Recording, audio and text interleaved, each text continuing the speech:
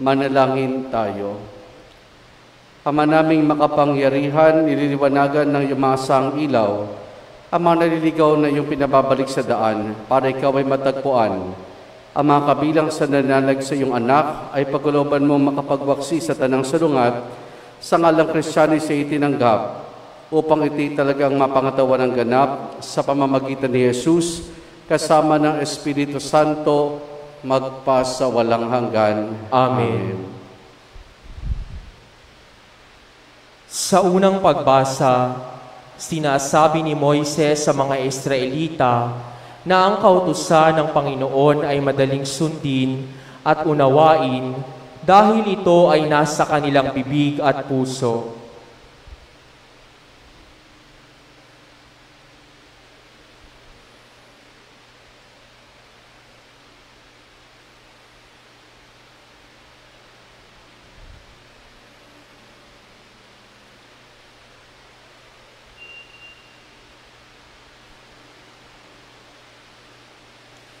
Ang salita ng Diyos mula sa aklat ng Deuteronomio. Sinabi ni Moises sa bayan, kailangan ninyong dinggin ang tinig ng inyong Panginoong Diyos at buot pusong kaluluwa't sundin ang kanyang mga utos. Ang kautosang ibinibigay ko ngayon sa inyo ay madaling sundin at unawain. Ito'y wala sa langit, kaya hindi ninyo masasabi, walang aakit doon at kukuha sa kautusan upang marinig ninyo at maisakatuparan. Niwala ito sa ibayong dagat, kaya din ninyo masasabing walang tatawid sa dagat para kunin ang kautusan at ang marinig ninyo at maisagawa. Ang kautusan ay di malayo sa inyo, nasa inyong bibig, nasa inyong puso, kaya't magagawa ninyo. Ang salita ng Diyos. Salamat sa Diyos. Dumulog tayo sa Diyos upang mabuhay ng lubos. Dumulog tayo sa Diyos upang mabuhay ng lubos. At sa ganang angkin, ako'y dadalangin. Sa iyo, O Poon, sana'y iyong dinggin. Sa mga panahon na iyong ibigin. Dahil sa dakilang pag-ibig sa akin, ang iyong pangakong pagtubos ay sundin. Poon sa buti mo't pag-ibig sa akin. Sa aking pagtawag ako sana'y dinggin. Sa pagkahabag mo, ako ay lingapin. Dumulog tayo sa Diyos upang mabuhay ng lubos. Naghihirap ako at mahapdi ang sukat. O Diyos, itayo mo ako at iligtas. Pupurihin ng Diyos aking aawitan. Dadakilain ko't pasasalamatan. Dumulog tayo sa Diyos upang mabuhay ng lubos. Kung makita ito ninyong mga dukha, sila ay sasamba sa laki ng tuwa. Dinirinig ng Diyos ang may kailangan, lingkod ng bilanggoy, di nalilimutan. Dumulog tayo sa Diyos upang mabuhay ng lubos. Ang lungsod ng Siyon, kanyang iniligtas, bayang nasa huday, muli itatatag. Magnamana ito'y yaong lahi nila, may pag-ibig sa Diyos, ang dooy itidira. Dumulog tayo sa Diyos upang mabuhay ng lubos.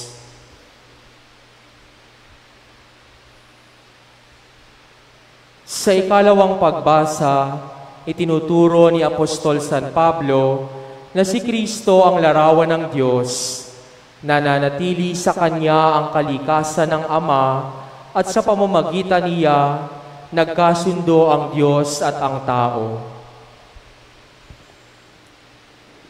Ang salita ng Diyos mula sa sulat ni Apostol San Pablo sa mga taga-Colosas.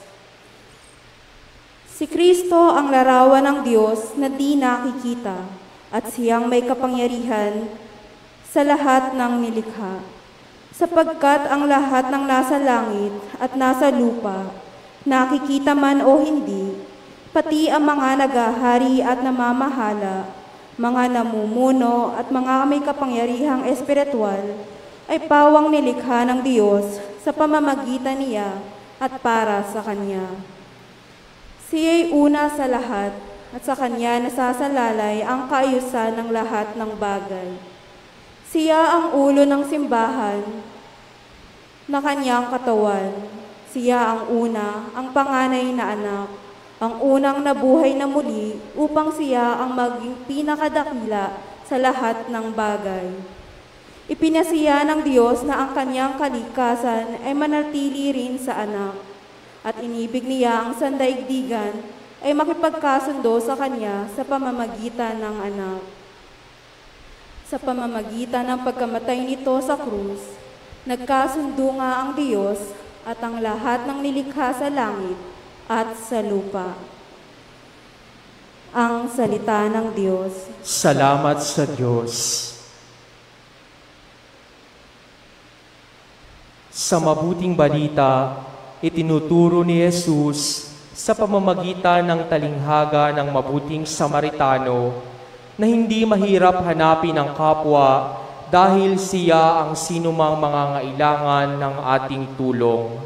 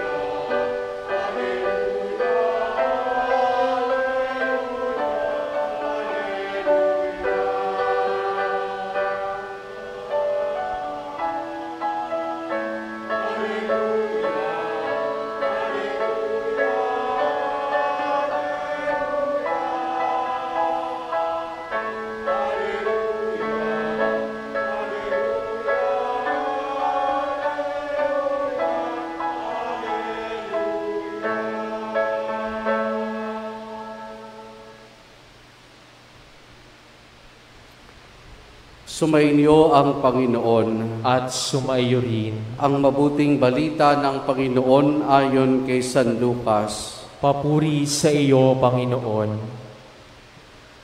Noong panahong iyon, may isang eskribang lumapit kay Jesus upang siya'y subukin.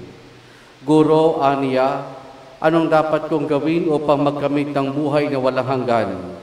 Sumagot si Jesus, ano nakasulat sa kautusan? Ano nababasa mo roon? Tumugon siya, ibigin mo ang Panginoon mong Diyos ng buong puso, ng buong kaluluwa, ng buong lakas at ng buong pag-iisip. At ibigin mo yung kapwa gaya ng iyong sarili. Tama ang sagot mo, wika ni Jesus, gawin mo iyan at mabubuhay ka.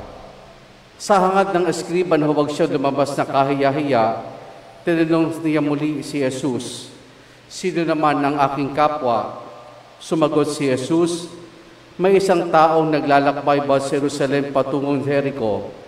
Binugbog, hinarang siya ng mga tulisan, kinuha pati damit sa katawan, binugbog at halos patay na ng iwan. Nagkataong dumaan doon ang isang saserdote at pagkakisa sa taong nakahandusay, siya'y lumihis at nagpatuloy sa kanyang lakad. Dumaan din ang isang Levita, ngunit tinignan lamang niya ito at nagpatuloy sa kanyang lakad. Ngunit may isang Samaritano naglalakbay na naparoon doon.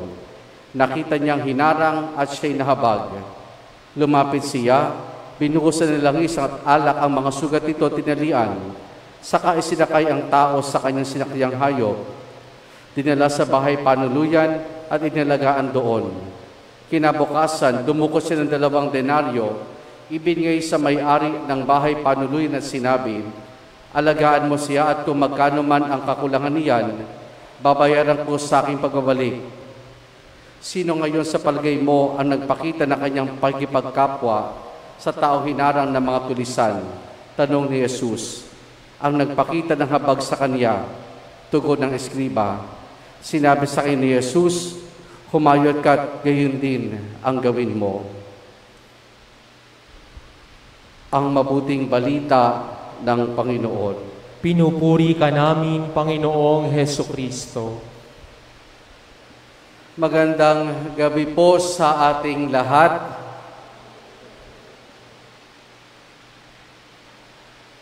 Ano ang dapat kong gawin para magkamit ng buhay na walang hanggan?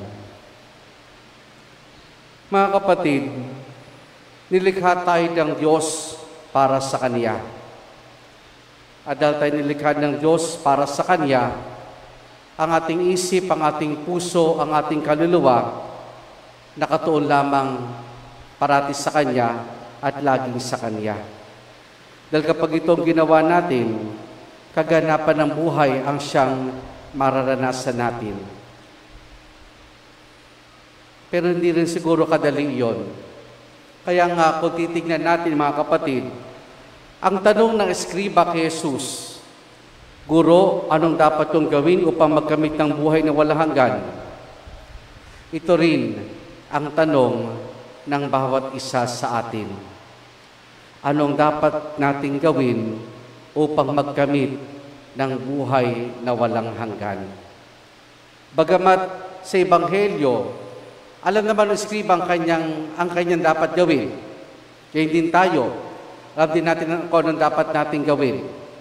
Malinaw sa Ebanghelyo na sinabi dito ng eskriba na ibigin mong Panginoong Diyos ng buong mong puso, ng buong mong pagkatao, ng buong kaluluwa, at ibigin mong yung kapwa gaya ng iyong sarili. Kumbaga, tayo bilang mga Katoliko, alam natin ang kautusan na yan. Alam natin kung anong dapat nating gawin. Nasa isip natin iyan. Nasa isip na natin iyan. Sabi nga sa ating unang pagbasa, ang kautusan ng Diyos ay hindi malayo. Hindi ito nasa langit, hindi ito nasa karagatan, kundi ito'y nasa bibig, nasa puso ng bawat sa atin. Wala ito sa labas ng ating pagkatao, bagkus ito'y nasa loob, nasa pagkatao natin. Ang pagmamahal ng Diyos, pagmamahal sa Diyos, at gayon din ang pagmamahal natin sa ating kapwa-tao. Pero bagamat alam natin kung anong sagot, pasado tayo diyan. Kumbaga parang nag-exam tayo, alam natin kung anong sagot. Pero hindi doon nagtatapos. Ang sumunod na tanong naman ng eskriba, sinong aking kapwa? Bakit ba ito tinanong ng eskriba kung sinong kanyang kapwa? Hindi sa kadahilan ng isang eskriba ay isang Hudyo. At pag Hudyo, sino lang ang kanyang kapwang ituturing? Ang kapwa Hudyo niya. Ang kaaway niya, hindi niya ituturing na kapwa. Ang hindi niya kalahi, hindi niya ituturing na kapwa. Yun ang pananaw ng mga Hudyo. Ang kanilang kapwa lang ay ang kanilang kapwa Hudyo. At anong sagot ni Jesus sa kanila? Sa pamamagitan ng isang kwento. At ano sa kwentong pinakita? Ang isang Samaritano ang nagpakita ng habag. Iyon ang natutong makipagkapwa-tao. Yung eskriba, o yung Levita at yung pari, nakita yung nakahandusay, pero wala silang ginawa. Iniwasan nila ito. Marahil may dahilan sila. Marami silang dahilan kung bakit nila ito ginawa. Yung pari, maring sabihin niya, maraming naghihintay sa akin sa templo para sa pagsamba. Yung Levita, maring sabihin niya, maring madumihan ako, o maaring ito ay patibong lamang. Pero sa Samaritano, di niya inisip yon. Nakita niya yung pangangailangan ng tao. Nakita niya ang pangailangan ng taong nakahandusay. Ano ang dapat nating gawin upang magkamit ng buhay na walang hanggan? Alam naman natin ang sagot diyan. Pagmamahal sa Diyos, pagmamahal sa kapwa. Pero hindi doon nagtatapos. Kinakailangang isabuhay ito. Ano ba minsan ang dahilan kung bakit yung pagtulong sa kapwa, yung pagmamalasakit sa kapwa, minsan nagkukulang tayo. Isang dahilan, maring sinisisi natin yung tao kung bakit gano'n ang nangyari sa kanya. Matigas ang ulo, tamad, pinalalahanan na namin pero ayaw makinig kaya nagkaganyan siya. Ginusto niyan, pangatawanan niya yan. Minsan ganyan tayo. Minsan, sinisisi na lamang natin yung tao kung bakit niya naranasan ng ganyang pangangailangan sa buhay. Pero sa Samaritano, ang nakita lamang niya ay isang taong nangangailangan. At dahil nangangailangan nito, tinulungan niya. Pangalawang dahilan na maaaring kung bakit minsan nagkukulang tayo sa pagmamalasakit ay dahil sa takot. Anong takot? Takot na kapag tumulong tayo, ay agarin tayo. Takot na pagka nag-abot tayo ng ating kamay, baka hindi lang kamay ang kuhanin sa atin. Baka pati ang braso. Takot na paulit-ulit ang pagpunta sa atin. Iba minsan, may humingi sa atin, binigyan mo na ng pagkain, pero sasabihin, pwede ho ba pera na lang? Kaya minsan parang nakakatakot na, ibang nag-aalinlangan tayo sa pakikipagkapwa. Pero hindi naman sinasabi sa atin ng Diyos sa tugunin lahat dahil di natin kakayanin yan. Ang sasabihin lang sa atin ng Diyos, kung ano'y kaya mo, kung ano'y bukal sa iyong loob. Minsan matatanong natin sa ating sarili, bakit nga ba sa atin sila lumalapit? Dahil siguro alam nila na meron kang magagawa, na meron tayong magagawa. Marami tayong pwedeng idahilan para umiwas. Marami tayong pwedeng dahilan upang umiwas sa ganiyang sitwasyon.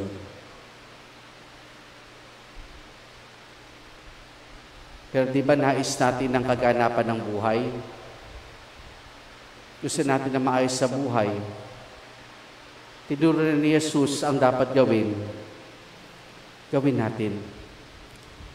Wala rin pinagkaiba yan na yung bang sa kanasan natin, tatanungin natin ng doktor, ano po bang dapat kong gawin para makaiwas ako sa sakit? Ito sasabihin ng doktor, iwas sabihin mga ganito. Alam na natin yan. Pero ang tanong, sinusunod ba natin ito? Sinusunod ba natin ito?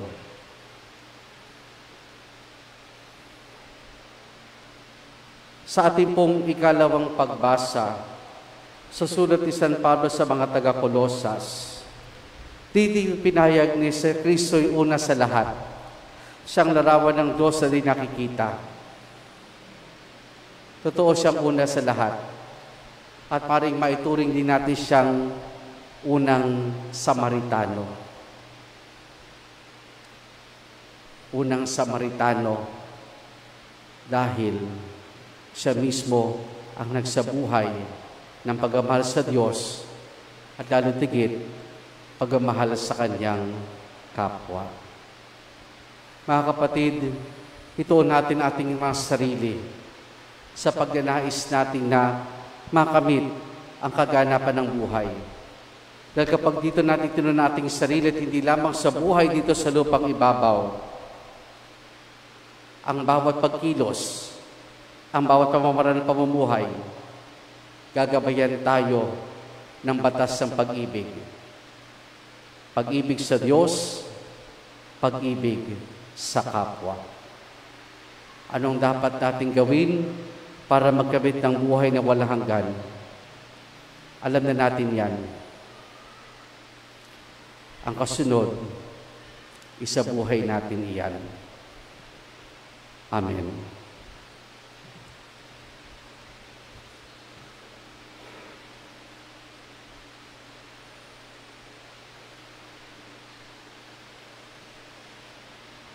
Ipahayag natin ang ating pananampalataya. Sumasampalataya ako sa isang Diyos sa mga makapangyarihan sa lahat, na may gawa ng langit at lupa, ng lahat na nakikita at di nakikita. Sumasampalataya ako sa isang Panginoong Kristo, bugtong na anak ng Diyos, sumilang sa Ama bago pa nagkapanahon, Diyos buhat sa Diyos, liwanag buhat sa liwanag, Diyos na totoo buhat sa Diyos na totoo, sumilang at hindi ginawa, kaysa ng Ama sa pagka-Diyos at sa pamamagitan niya ay ginawa ang lahat. Dahil sa ating pawang mga tao at dahil sa ating kaligtasan, siya'y nanaog mula sa kalangitan. Nagkatawang tao siya lalang ng Espiritu Santo, kay Mariang Birhen at naging tao. Ipinako sa krus dahil sa atin, nagpakasakit sa hatol ni Poncio Pilato, namatay at inilibing. Muli siyang nabuhay sa ikatlong araw ayon sa banal na kasulatan. Umakyat siya sa kalangitan at lumuklok sa kanan ng Amang may kapal. Paririto siyang muli na may dakilang kapangyarihan upang hukuman ang mga buhay at mga patay. Sumasampalataya ako sa Espiritu Santo, Panginoon na nagbibigay buhay, na nagagaling sa Ama at sa Anak. Sinasamba siya at pinararangalan kaysa ng Ama at ng Anak. Nagsalita siya sa pamamagitan ng mga propeta. Sumasampalataya ako sa isang banal na simbahang katolika at apostolika, gayon din sa isang binyag sa ikapagpapatawad ng mga kasalanan, at hinihintay ko muling pagkabuhay ng mga matay at ang buhay na walang hanggan. Amen. Mga kapatid, bilang isang bayan naghahangad na makamit ang buhay na walang hanggan, ilad natin sa Panginoon ng ating mga kilingan, ating isamo. Panginoon, dinggin ang aming panalangin. Panginoon, dinggin ang aming panalangin.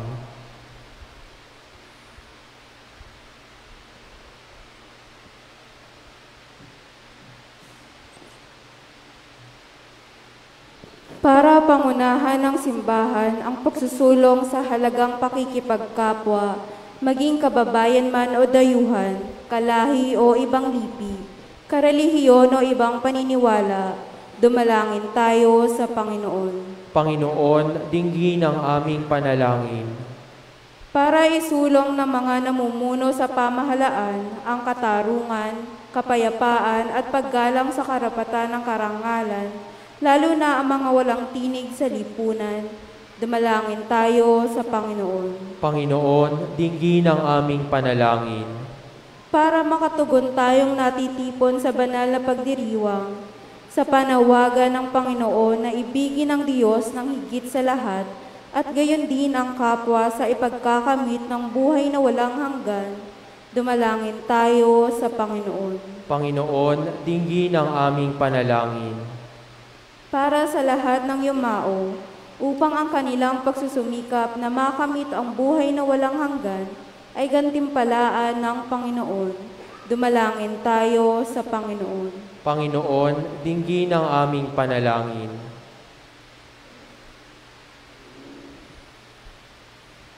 Sama rin natin sa ating pananalangin sa misong itong pasasalamat ni Angel Boy Cruz Jr.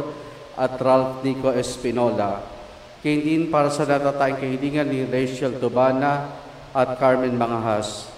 Para patuloy nating dalangin ang maagang pagaling ni Lydia Antaran Magboong, Maria Cristina Mangginaw at Reynaldo Lucena. At para sa kapayapaan ng kaluluwa ni Bishop Cirilo, Bishop Jose, Cardinal Vidal, Father Ramon, Orlando, Monsignor Sabino, Angel, Lourdes, Mario, Irene at Regina Constantino. Ating indulog sa Diyos, iba pa nating intensyon at panalangin.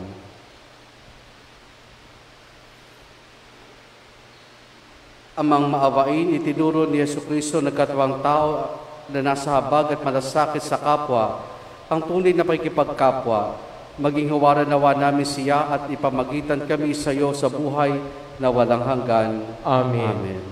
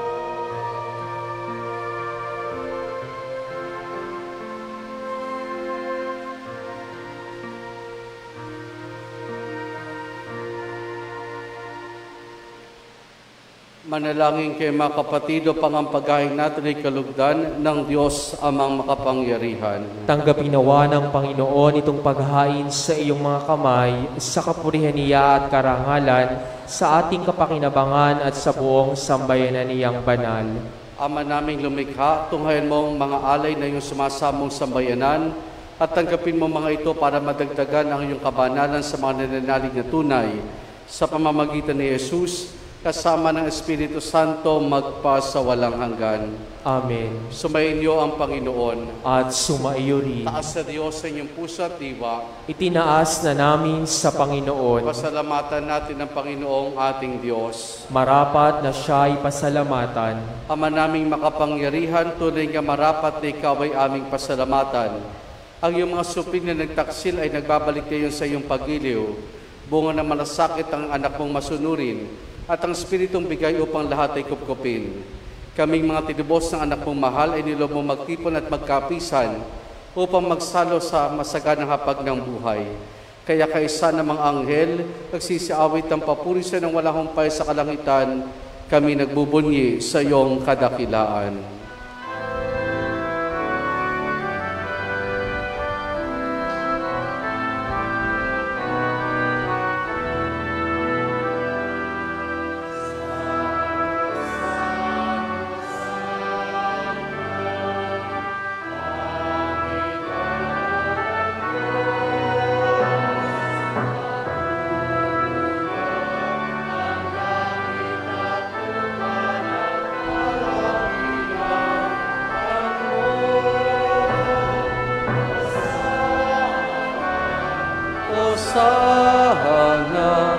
Hosana sa kaitaasan.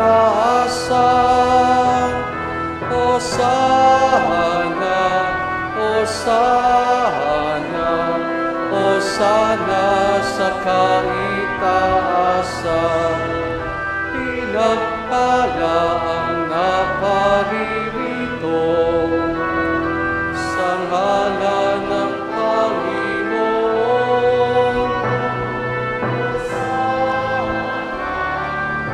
Hosana, Hosana sa kaitaasan.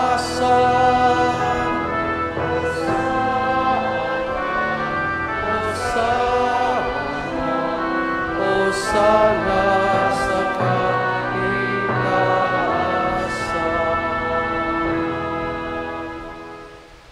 Ama naming banal, ikaw ang bukal ng tanang kabanalan.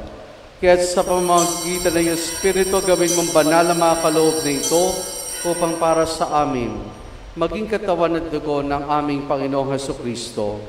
Bago niya pinagtiis ang kusa loob na maging handog, hinawakan niya ang tinapay, pinasalamatan kaniya, pinaghati-hati na yon. Iniabot sa kanya maalagad at sinabi, tanggapin ninyo lahat ito at kanin itong aking katawan na iahandog para sa inyo.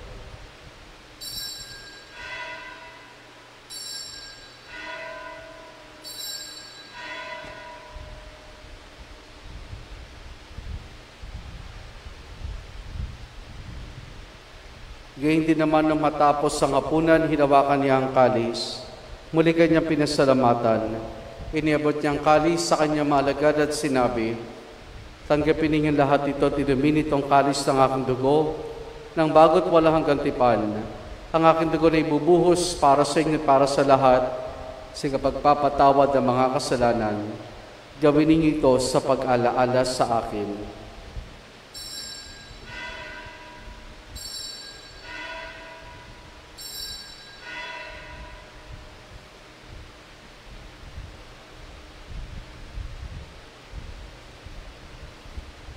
Ang misteryo ng ating pananampalataya.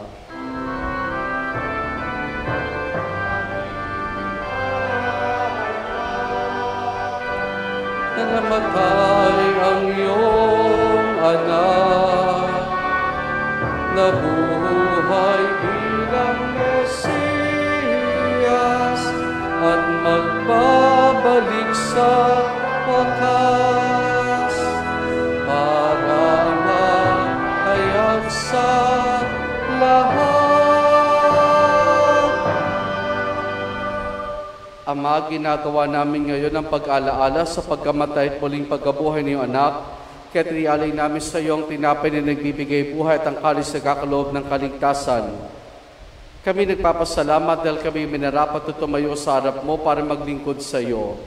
Isinasamo namin kaming magsasalo-salo sa katawan at dugo ni Kristo ay mabuklod sa pagkakaisa sa pamamagitan ng Espiritu Santo. Ama, lingapin mo sing bahal na ganap sa buong daigdig. Puspusin mo kami sa pag-ibig kaysa ni Francisco naming Papa at ni Dennis sa aming obispo at ng Tanang Kaparian. Alalahanin mo rin ang mga kapatid naming nahimlay na may pag-asang sila'y muling mabubuhay, gayon din ang lahat ng mga pumanaw at mga kaluluwa sa purgatorio. Kaawan mo sila at patuloyin sa iyong kaliwanagan. Kaawaan mo at pagindapati kaming lahat na makasalo sa iyong buhay na walang wakas.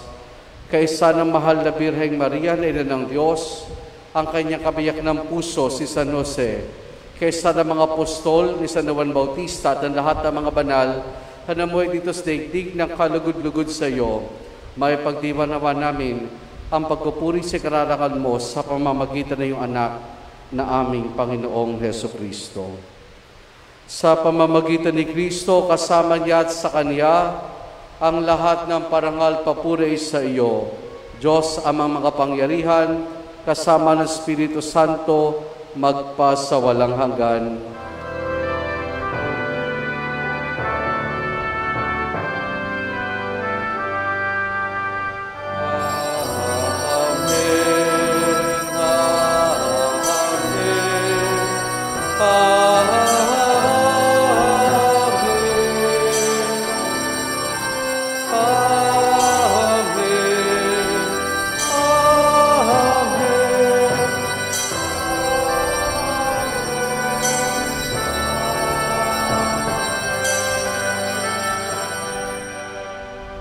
Sa tagubil ng mga nakagagaling na utos, sa turo ni Jesus na Panginoon natin na Diyos, ipahayag po natin ang lakas loob.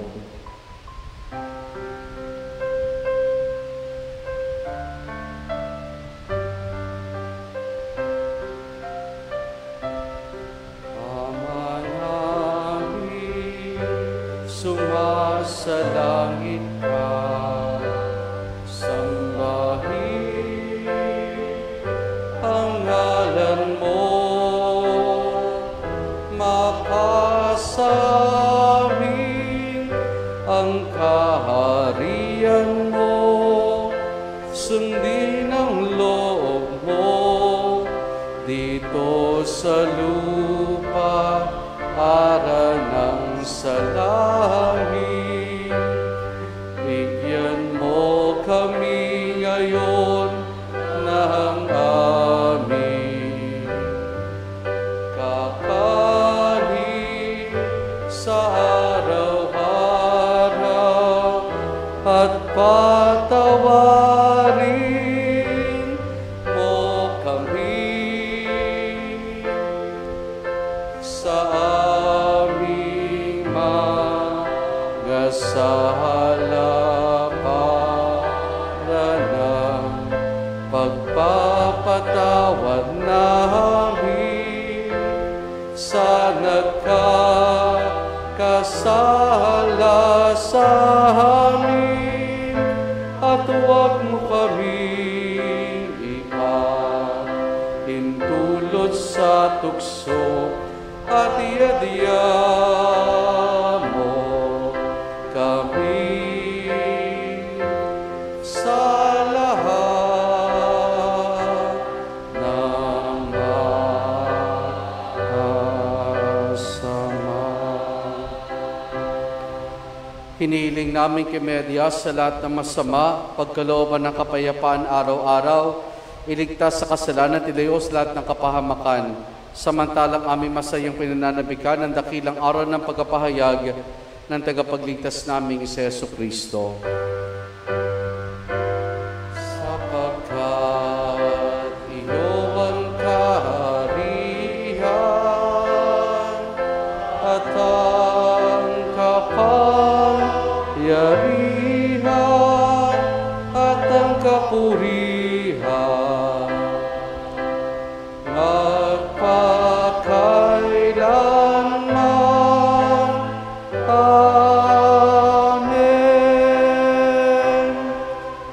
Panginoong Jesucristo, sinabi mo sa iyong mga apostol, kapayapaan ang iniwan ko sa inyo, ang aking kapayapaan ay binibigay ko sa inyo. Tunghayan mo ang aming pananampalataya at huwag ang aming mga pagkakasala. Pagkalooban mo kami ng kapayapaan at pagkakaisa ayon sa iyong kalooban, kasama ng Espiritu Santo magpa sa walang hanggan. Amen.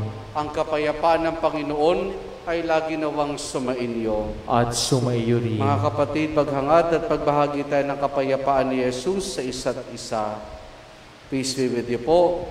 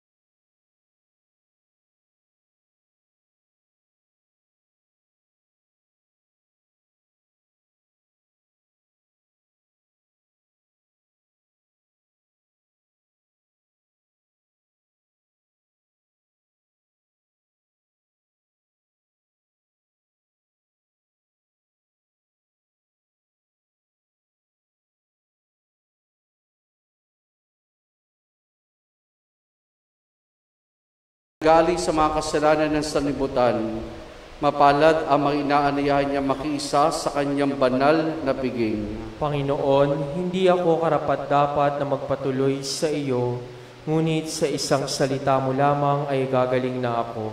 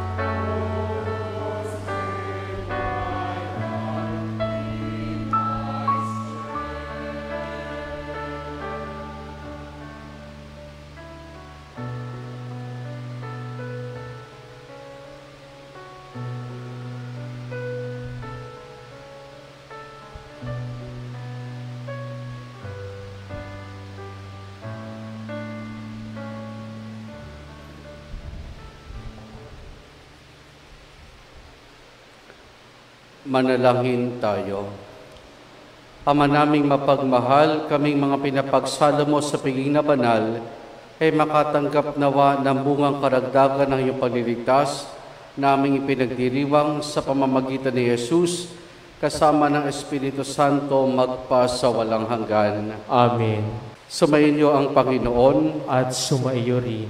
at pagpalain tayong lahat ng mabuti't mapagmahal na Diyos sa Ama, Anak at Espiritu Santo. Amen. Naialin na natin ang pagdiriwan na banal na misa, humayo tayo at tahakin natin ang landas patungo sa kaganapan ng buhay. Salamat sa Diyos. Purihin po natin ang ating Panginoon.